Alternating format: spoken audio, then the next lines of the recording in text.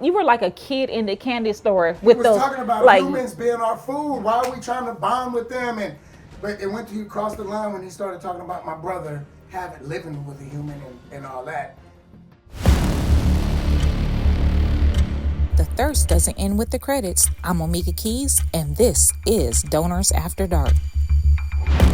Warning, there are spoilers ahead, but first, here's the recap. Previously on Donors.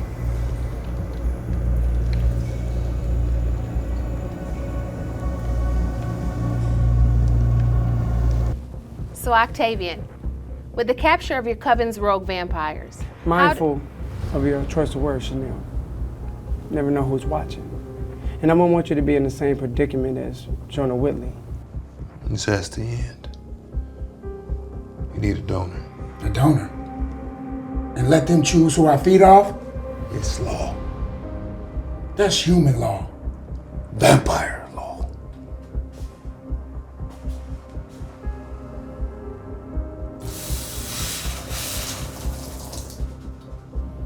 Peace or no peace, we are superior. She needs to know respect. She is human. They are emotional creatures. There'll be a new story for her to chase tomorrow. We just can't rid ourselves of anyone who disagree with us. Welcome to another episode of Donors After Dark. If you're here, that means we're giving spoilers, so you might want to turn away or go back and watch the episode first. I have my guys, Dante Walker and Quincy Bonds, on the show today. You know them if you've seen them. I'm gonna start over here with Dante first, and then I'm gonna come back to you. But Dante, on this episode 3, it's a 10-year flashback, and we find you being the politician that you are. Tell us a little bit about what's going on with episode 3. Well, I'm trying to get people to understand that I see a bigger picture for us. But a lot of people don't understand my picture yet because they haven't seen it unfold like I see it in my head. I feel that I can bridge us, vampires, and humans together, and we don't have to be beefing, and we can all just coincide under one big happy, management, which is me. Such the politician anyway. Quincy, right, is it Quincy? That's the part right Hold there. up. This isn't the first time we see you in the season, but it's the first time we get your full story. When we see you, you're already in it. The first shot of you munching on somebody. Yeah. Munching on a punk ass human. Because that's what all this trying to be together and they're pets, they're food. They're not to be bargained with and it's not gonna go well. That's all I can tell Octavian. It's not gonna end well like he thinks, trying to get the humans and the vampires together in one big happy kumbaya. You gotta see it. No, so we gotta feed is what we gotta do. But how was it getting into this character? Because we've seen you on several different shows, let's say, working with Tyler Perry. How is it different from you, because that's a whole different genre over there, to switching over to fantasy and horror? I mean, your whole character, I think you kept your teeth in the entire time. Yes, I ate with my teeth. Lunch and all, breaks and all. Brushed them, toothbrush, flossed them, yes. Yeah. How was it getting into this character? It was great. Like, getting into a character like this, obviously, as an actor, you always want the opportunity to show your range, right? And so, all my life, every Halloween, I had sent you pictures before of me as a vampire, because every year, the contacts and that's what I do. The night that I texted you, I think before we started shooting, I was out at the bar, and I think I sent you a message. I was looking at people. Yes, you said you were looking at your prey. Yes. And I was doing some research. I'm a method actor, so in my mind I was thinking, who can I take home and eat tonight? And there was a big girl. I was like, she kind of. No, really. No, he really was. He was sending me messages while he was at the bar. It was the weirdest thing. But I said, we gonna roll with it. But it was very strange. Like, yo, look at this one right here. I could just eat her right now. Yeah. Yo. So I think for me, it's just I went back and watched Vampire in Brooklyn because that's the funnier version. But I just love vampire stories and vampire movies. So the opportunity to just completely get involved in the character was the goal. Yeah. Was the goal. And so the preparation was just me being out in public being weird. Looking at people. She saw me looking at her. I was like, yeah, you lucky. Bro. So you were out there. You were out there terrorizing the community I was already. stalking. I was That's getting in my horrible. But That- I had that read the isn't- script and I knew I had to eat the white lady. I had to eat her up. So I was trying to figure out how do I successfully do this and have fun doing it. Well, how did you, because you have a brother, the whole premise of this episode is the brotherly bond. Dante over here as Octavian is trying to force the system upon you guys, and you're the resistant one. How did you, in contrast to, you're Alexander, how are you in contrast to DeJuan Ford, who played Demetrius? Because I feel like he's just going with the flow. I'm trying to protect him. Because I smell something is fishy. This whole thing just doesn't make sense to me in my brain that, we're going to get humans and vampires together and everybody going to be loyal and humans ain't going to turn on us and change their mind, and Octavian over here working out deals for himself, trying to get rich and line his pockets. I know what's going on. I'm just saying, I'm sorry, bro. But I'm just saying, that's how I feel. And my character is like, this is simple. I'm going to kill. And they're going to have to deal with it. But I'm 800 years old. I've been had money. I come from money. I know, but you needed more. You want power. Politician. You want to be the president. No way, you got to calm me. I was like, But hold on, look, Angela is speaking right now. I need you to calm, for the brand. I need y'all to get it together. Calm down. We're gonna get through this because I'm on the Corvich's payroll as well. So we need to handle this and keep it together. I work for them too. So I got to get together because I don't want to end up like some of the mother folks doing these interviews. Right. So I got to keep it together. Yeah. But you want to know something crazy, Quincy? Your characters Alexander and Demetrius did not exist in the original Donors world. When I came up with your characters, it was because we were getting ready to film the web series, 10 years ago. I was going to do the web series in a different way, but somebody said, okay, I was trying to hire people and they were like, oh, and what are your credentials? More? So that night I said challenge. I created 2 completely new characters for the Donors world for us to film them for the web series. And that's where Demetrius and Alexander was born. But I loved them so much, I brought you into the bigger world. And people that watch the love series, they always said, these brothers, they're amazing. The script for the brothers is actually what got me my literary agent at the time, which is crazy. Yeah, when I wrote that, they was like, oh, we love them. Because they hadn't even seen the whole story. And by the time I included the brothers, and then I was up on set getting on Dante's nerves, telling him to hold the flashlight and stuff so I could write these scenes because we worked together on the originals. Yes. The craziest stuff. But yeah, they didn't even exist. But welcome to Donors. Well, thank you for writing them in. Oh, yes. As a catalyst, it seems like for them not to exist, for you to perfectly place them into the script like you did, they were the catalyst for a lot of the uprising that people were talking about in the film, and how these bad vampires were out here doing the wrong thing, according to this guy.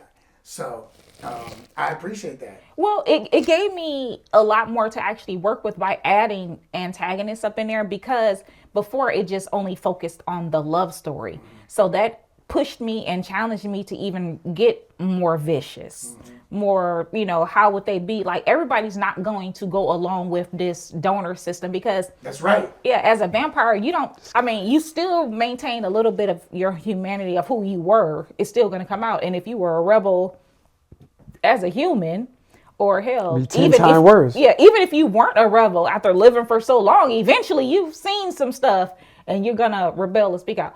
How do you feel about these brothers? Well, I love he's so passionate. That's the thing about Alexander. Once he gets something in his head, he's going to run with it. It's no changing his mind, and he do not like this system. I understand it. I feel you, brother. Do you? I do. Do you? I do. How does Dante feel? Look, we don't want how Octavian feels about it. How does Dante feel about it? The dynamics of it. We don't care. Look, Octavian, hush. We want Dante. All right. Well, now we're here with Dante. Yes, Dante. So I love the brothers, though. I love it because again, it just stands out. It makes it different. Again, you did say it would have been just a love story if we didn't have this core piece right here. It'd be all about, oh my gosh, they in love, they this, and we already got a lot of movies with just love and all that gushy stuff. So I do love that it's a challenge inside of from the bigs to the smalls to whoever, and there's some type of turmoil in there. And it makes it fun. It makes people be like, oh man, I gotta sit here and watch this, because what is this guy gonna do with this guy going against him? That his brother is actually with him, and it's like he's just in the middle stuck. Like, bro, you supposed to be my bro. You supposed to rock with me. Right. But again, Octavian makes more sense than that guy. Just saying. That's why he's not a vampire. Like, you don't want to kill. He want to kill. I've been killing. I mean, No, sorry, I'm saying Octavian my been killing brother. for a I'm long saying time. my brother wants to kill. He don't want to. He's Yes, he tired does. of it. Nah, because he have to drink blood bags and supplement. No, he needs to just. Hey, Okay. but at least you know in the blood bags, that is good blood. You can't just donate blood from just anything. I know. I tasted it. It was And disgusting. see, and that's why I ain't gonna say Alexander got a belly, but he got a belly. Oh, damn. He said, well, that I was said some it. hella shade I right said there. But how was it working on set? I'm gonna transition away from that shade that he threw the whole I tree. didn't hear The whole tree. That's good. You didn't hear it. Yeah. That's okay. I'm eating everybody. He Yes, loves in the next yes. You gonna eat everybody. he loves. Everybody. Yeah. How was it just being on this set for Donors, since it was, it's a season? I mean, I know you're used to working on shows that have seasons, before, but how was it working on this series? Your perspective. How was it for you? As the character, as an actor. As you, yeah, As as an yourself, as Quincy, yeah. Oh, it was amazing. Like, not just to say everybody's family, but y'all are family. So whenever I get the call from people who I respect and love, it's different than when I work with people I just don't know. When you're just a number and they're like, okay, hurry up, go, boom. This wasn't just me acting. It was me being a part of something my family's doing. So it was bigger. It was more important that I dig into the character and really hone in on what was going on with Alexander. On set, obviously, as y'all know, showing up, and then you got people like Paris running around with the camera in your face. What did Kevin Hart say to his last girlfriend? You're like, I don't know. I didn't watch that movie. Oh She's God. running around with me. I mean, but that made it fun. All that little stuff. Everybody we worked with before, from Kathy to Boise to Terry, it was like it's family. And so when you do several projects with the same team, eventually, it doesn't feel like work anymore. A, you're there to deliver a product, but B, you also know you're gonna have a good time and enjoy yourself. So it kind of makes it easy. In a way, but does that make you like nervous when it is with people that you know? And please know that for every role, he still has to audition on the stuff. I don't care. I love him, but you got to come with it. Of course. So, but how is it? Like I said, because this is a whole different character. And it's something new, and we're friends. So it doesn't feel awkward, like, okay, well, she about to watch me sitting over here just munching away on this lady like that. I'm actually an exhibitionist. Oh, God. I was like, can I take my shirt off while I eat the lady? Or no, I got to keep my pants on too. So, no, that, like I said, it's new to you. I've been a vampire my whole life. You know what I'm saying? Are y'all laughing? Yes. I'm just saying. Hey. Yeah, I've been in this character for a long time, though, even before this. So, to me, it was just an honor and a privilege to finally get to live out the craziness in my head that I feel like vampires are and what they do and how they live and how they move. So that part, that's the fun. Well, there was one other particular scene that I love that you have when you were at the warehouse and they were having a vamp party. Mm-hmm. Everything was going on, vamp party. Yes. I know. Yes. When the guy, he was talking trash, with the vamp drugs and everything. Every time he said something, you were like, yes. It was so funny because for me writing something that, of course, on the original, right, that's definitely not what I'm hearing, but it was like it wasn't just the yes that you took. It was like your whole facial expression. Like you were like a kid in the candy store. I know that, but that wasn't what we were supposed to be talking about. So somebody had to die. But the point was, I was feeling every moment in that scene was important to me because of what it was about. It was exactly the opposite of what he was talking about. And it was more like, no, these humans, they're not nothing. Why are we idolizing them, trying to bond with them and be friends with them? We're supposed to eat them, period. That's it. Okay. That's it. Yeah, you over here shaking hands and kissing babies. No. Hey, man, have you ever heard of a diplomatic situation? It's diplomatic. It's a win-win for us. It's not even going to be us. Because I'm doing it for us. We can't lose. We the apex predators. I don't know if I You can say can't this, but you sound like Trump right now. Oh lose. no! Because I'm brown You would skin? never. Is it 'cause- Y'all light skinned mug be up in. No, you would never with that. Right. Oh. But I in mean, that in this scene, movie, All right, we gotta who is the inspire Trump- him. Who is the politician in this movie? but all politicians aren't Trump though. So let's get The that. ones that But are trying to mix and mingle and dangle But- and dingle and get the money. But he like does. this He guy. doesn't do it very well. So, because look, I take offense to that because Angela is technically a politician as well because she works for them. So I have to reel that back in. You're not gonna do me. I can do- You're That's not gonna y'all do. do him. I know, but I'm But still. she works But I'm for still him. tied to. I am in the administration, so I'm tied to that administration. You can't do me like that. Oh, so you. I am. Trump's right-hand I am the woman. look. I am the Angela is the propaganda machine. All the stuff that is Angela's work. All those. You can press secretary Yes. now. Okay. No, well, no, she is the brand marketer for the donors system. All right. She makes, everything. sorry, I All didn't- those commercials that you watch and you hate, and all of this. Speaking of that warehouse scene, we have the little heart from the scene. Oh yes, this is the same one. Yeah, that's one of the hearts. That's the bleeding heart. That's the candle though. But it's like that, so don't rub it off too much. Look at you rubbing off the wax and everything. He's trying to eat No. already. But Okay. No, that's fine. You need as a donor. the memento from you ripping out a heart. Yeah. And that was fun. That was great. That was real It fun. looked You did a really good job with that. Shouts Yeah. out to Boise Lee, the editor on that one. Whoever did it up, you boys, whoever did that was good. I was Yeah. like, "Jolly real." So I think that was my episode with the heart. Yeah, that was me. Yeah. That was You that was edited it? yeah, that was my Okay, episode. Good Yeah. job. Cause the heart. Yeah, that was we tag team editing. That was my episode. I edited, so I had a lot of fun with the heart rip. Yeah, good stuff. I Trying enjoyed to get the drips and all that stuff from the blood. But no, that was an intense scene. fun. I do have one more because also in this scene, we see you and Heather's dynamic for the first time. Trash. Trash. She's straight trash, and y'all know she was trash. That's when you saying, ain't it? Yeah. I just want everyone to know those trash comments.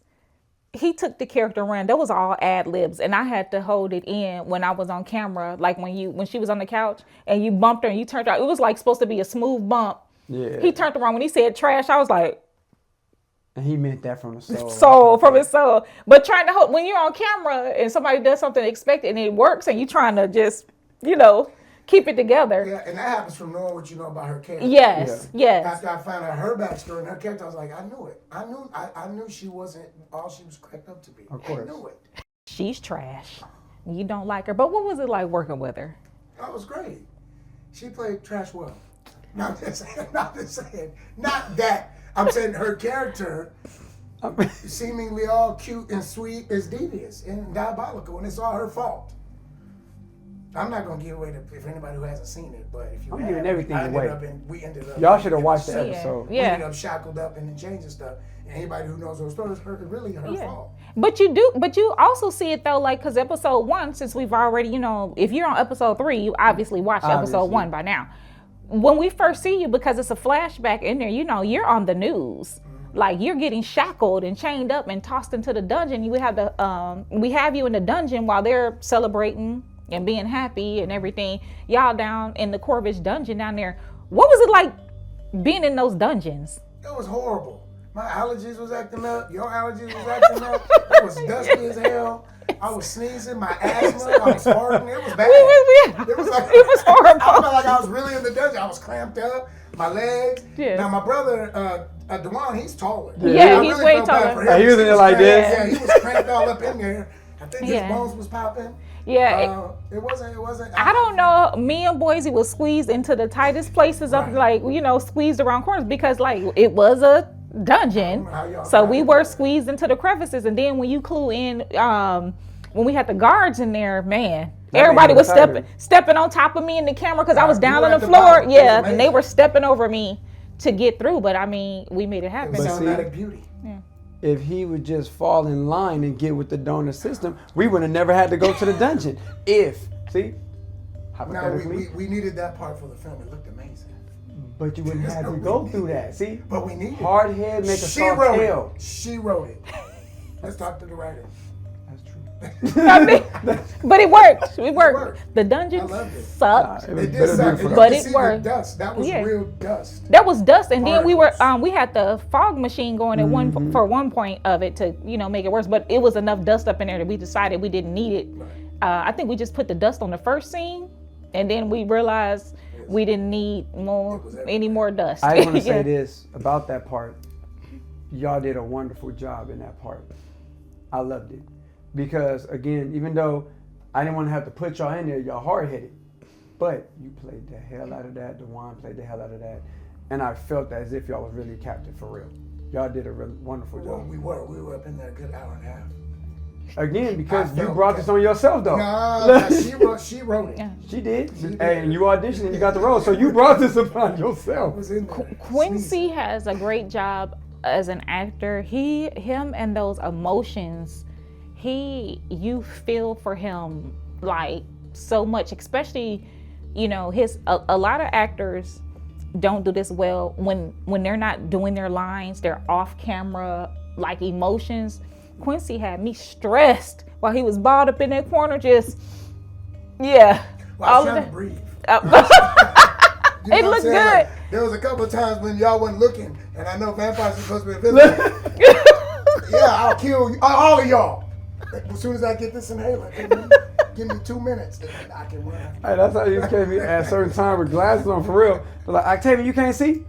Oh, No, these are sunglasses. speaking of that, when we were at we were in the boardroom. I had this perfect shot. Then I'm looking, Dante, you got your glasses on? I was like, but we started already for the whole, so that was of course, a bad take. It was a great take, but a bad take because I wear glasses, it took me a moment for me to realize he still had his glasses I on. can see the reflection in there. No, we could just see the vampire with glasses, period. That's not supposed to have glasses Well, on. technically, that's set up for a blooper. Just Yeah. for the bloopers. Anybody Yeah. want to see bloopers? Yeah. You feel me? They'll be like, oh man, that's the gene that didn't replace with my vamping skills. I still couldn't see. See, Angela established herself with the glasses for, being the brand manager, marketer. And, I had commercials on. I had my glasses on in there because, I'm trying to be a stylish vamp sometimes. So when she's in mode, when she's on set, she had her glasses on some of those commercials, showing in the background. So I established, so I was slick with it because I know I can't see. You know what? That was It could have a been good AI one. glasses too. See? Hey. I could have said this is my meta. Meta. Yeah. What do we? No, but it would have made horrible lighting It would've. issues. So we're thankful. Y'all would have that seen we- every camera in my glasses. They'd be like, hey, is that Boise over there? Wait a minute. But it was man. Which it was does crazy. happen. How does it for you? That flashback of everybody's there. You have all the politicians there. You have the military there. You have, of course, you have Lucius. You have Tatiana. You have New Haven there. What was it like in that when you first sat in that boardroom for that? Because that's one of the biggest scenes. There was a lot of gosh. people in that scene for the boardroom. That one right there was very impactful to me because a lot of upper heads are now answering to me, whether it's military, whether it's other covens, whether it's my uncle, whether whoever it is, they're coming to me for this answer. They're coming to me for a resolution of what can we do. And I have it. Just some people, again, is not seeing where we can go with this. And me having to hit it to the military, to my uncle, because he's with it, but then he's like, whatever, because you know how he get down. It just felt good to me to be the head of that table, even though I'm the prince, not the king yet. It felt good for people to look at me like, Mr. Corvus, what would you want us to do? Ah. You feel me? And I get to be like, this is what we're going to do. And it was that for me. I'm the head honcho. What is your takeaway? And then I'm gonna come to you. What is your takeaway from episode 3 and what they have to look forward to in the next episode, because you get down and dirty in 4. Correct. So I just think that seeing the frustration, me watching Dante's character get on TV in front of all these politicians and lie and be conniving, it makes me angry. It's making me angry, and it's the reason that it's his fault that I killed people. It's your fault. Now, and there was a scene, I was wondering, the scene, and I didn't know if I missed it, the scene where we were set up, where we come home and all those dead people are all over the place. Is it in there? Yes. So I watched it and I was like, wait a minute. Did you watch all 6 episodes? I did. Yeah, it was absolutely in there. definitely there, It's yeah. definitely I there. gotta go back in 'cause I was Episode waiting, 'cause 4 is that's why. That's how I knew something was off, because why would you have to set us up there? Why? Why would he set me up? See, I know what's going on here. See, it's bigger than what everybody's See. seeing. I got set up. Dante, what are your thoughts on episode 3 overall? I mean, you know, from Dante and Octavian's perspective, because we know you're gonna go there. I got to. Okay. So mine from Dante. Y'all just be tuned in for episode 4. I ain't saying nothing about episode 4. Just now Octavian back in. I feel that Octavian Corvich, I feel that, again, off of what he says, I didn't set them up because I'm out of spite, out of that. I just want the bigger picture to be seen. And with him out of it, people really can grasp to what I'm doing with this donor system. Again, I'm helping other people, humans who broke all in these streets. Look at their lives now. They got money, they have cars, and they living, they're thriving. At first they was broke, probably living paycheck to paycheck, you feel me? And getting munched on for nothing. Getting killed, watching their loved ones get killed. But now look at them. So you They did go- set us up. I didn't say all that, but I'm saying, so now they're living the right life that they want, and we giving that to them, and we receiving our benefits, which is their blood, of course. Do I get to kill him? No, you did not. Look, and that is going to take us out on episode 3. The recap. Make sure, we're going to go ahead and show y'all a clip for episode 4 coming up next, and that's going to take us on now because he's going to keep on talking about munching and biting and all of the stuff. So thank you once again for another episode of Donors After Dark.